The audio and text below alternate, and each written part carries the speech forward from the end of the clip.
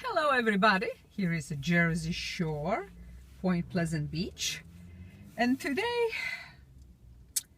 we're gonna be talking about something that I think we all went through, and somebody didn't. Is a very, very, very lucky person or very lucky couple.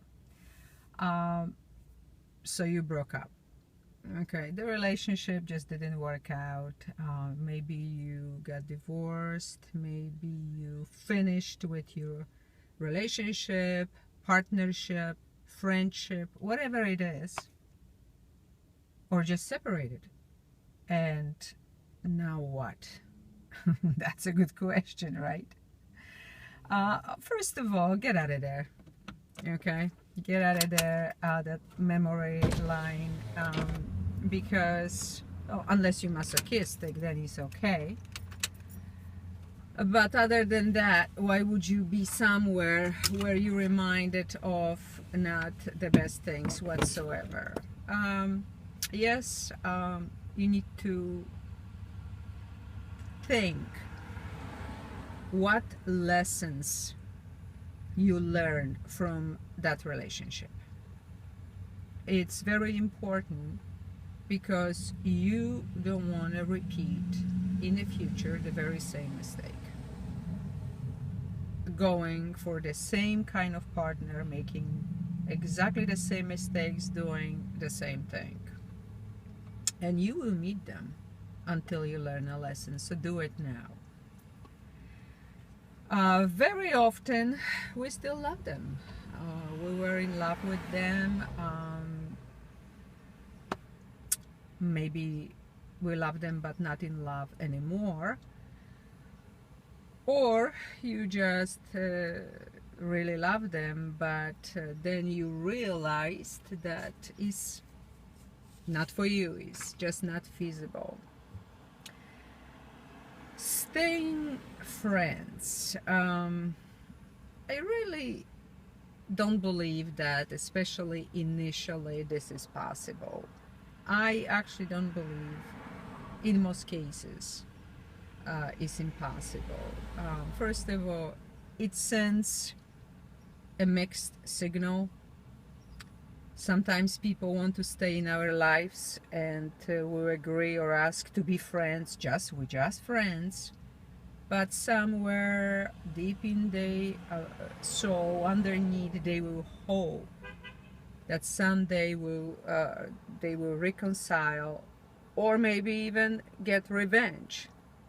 Oh yeah, you dumped me so many years ago, you left me. No, I will wait for you to get even. If I cannot have you, nobody else can. And these kind of people usually are the sweetest and the most convincing people ever. So that's why these friendships, I really don't actually believe in them. And how often to talk? What's the right thing? Depends. I would say don't. Don't talk, don't chit chat, don't communicate. Simply focus on your own self. Especially if that's you who was cheated on, lied or deceived. Okay? Really take care of your own self. Realize, you know what, it's over.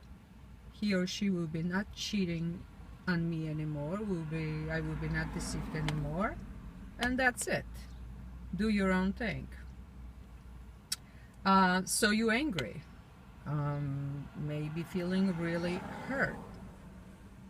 Don't worry. It will pass. It will get better. But, okay, so what to do in the meantime? Let's start from what not to do, okay? Because it's gonna eliminate many things.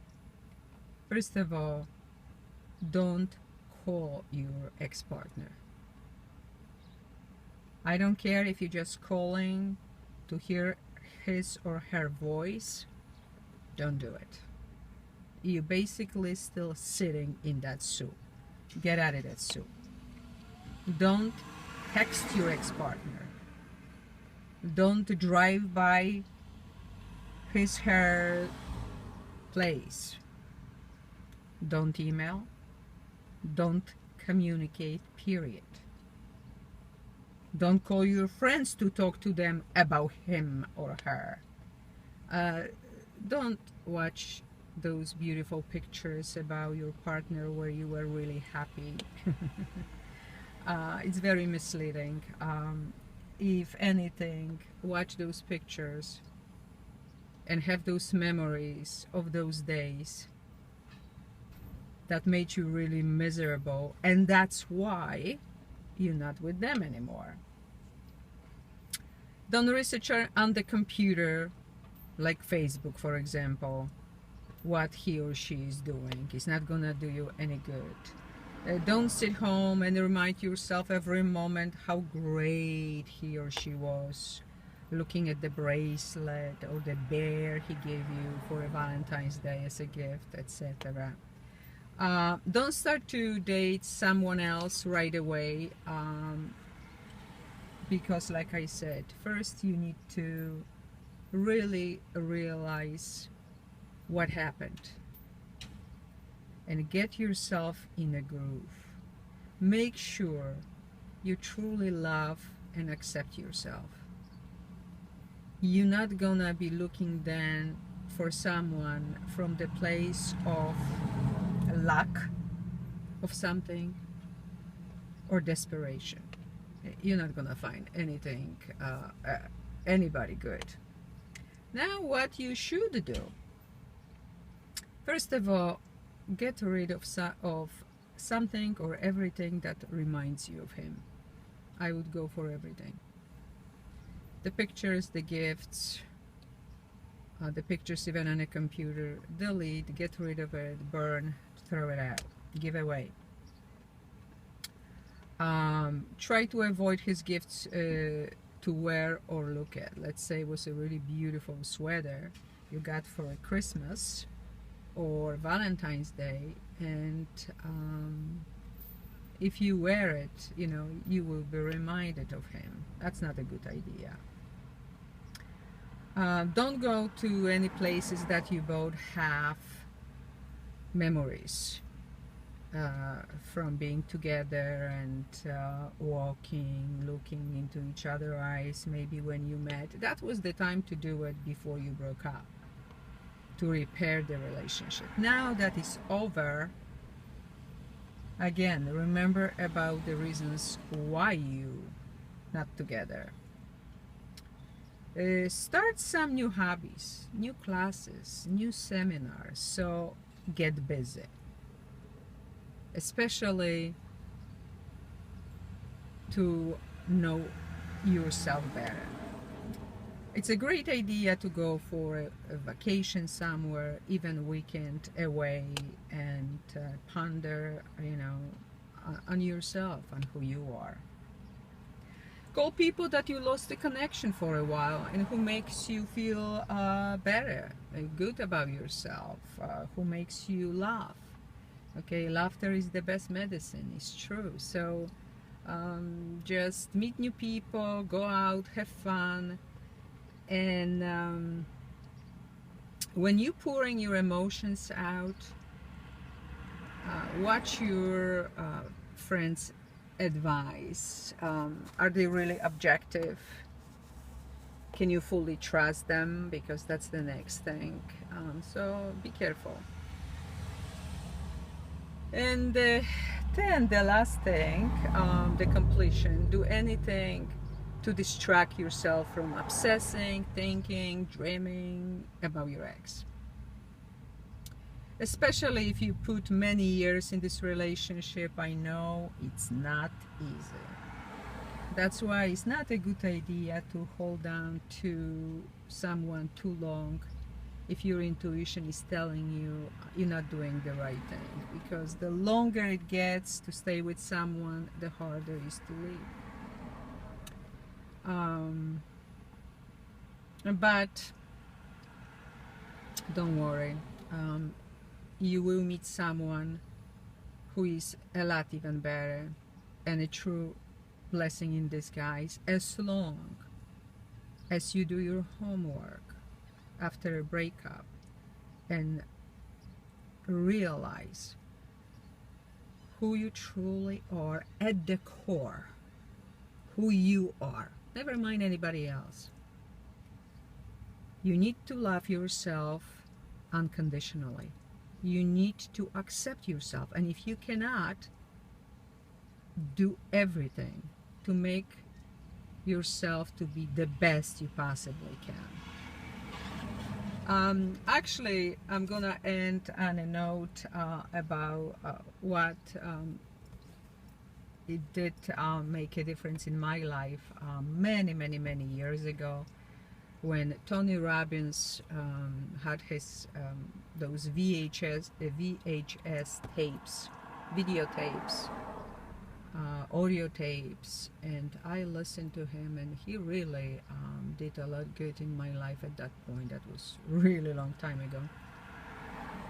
But the example that I will never forget was about pizza, and I don't even know what that was all about, but what came to me when I'm talking about this is pizza.